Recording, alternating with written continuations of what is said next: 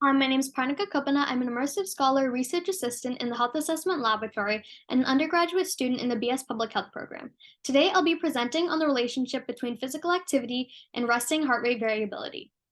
The autonomic nervous system is responsible for all the involuntary aspects of bodily function, such as regulating heart rate. It is comprised of the parasympathetic and sympathetic branches. It can provide insight into cardiovascular function and risk for disease. Heart rate variability is a measure of ANS function and is measured by the differences in R to R intervals of a heartbeat seen in the picture to the right, which are traditionally collected using the gold standard electrocardiogram and validated heart rate monitors.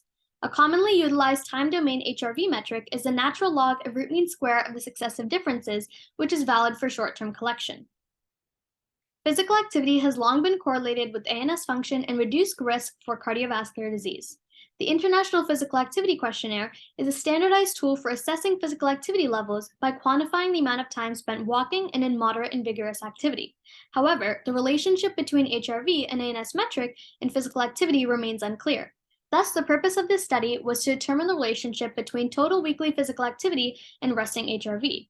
There were 18 participants consisting of 9 males and 9 females. 5 minutes of lnRMSSD HRV data was collected in both the seated and supine position using a photoplethysmography core sense finger sensor on the rightmost distal finger in conjunction with the Elite HRV smartphone application. Physical activity was assessed using the voluntary responses to the IPAQ short form questionnaire regarding physical activity levels, which were quantified in MET minutes. Bivariate correlations were used to find the relationship between lnRMSSD and physical activity in the seated and supine positions. Bivariate correlations revealed a small, non-significant correlation between lnRMSSD and physical activity in the supine position, and a trivial, non-significant correlation between lnRMSSD and physical activity in the seated position, as shown in the R and P values listed in each figure. Significant association between physical activity and resting HRV were not identified in seated and supine positions. Although previous research indicates that physical activity is associated with ANS function, the results of this study did not identify a significant association between physical activity and HRV. However, physical activity was assessed via the IPAQ short form, and other more valid methods of assessing physical activity exist, such as accelerometry.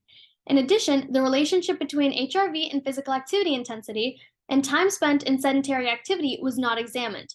Therefore, future research should look at the relationship between specific intensity zones of physical activity and resting and post exercise HRV in a broader, more diverse sample population, since our sample size primarily consisted of healthy young white college students.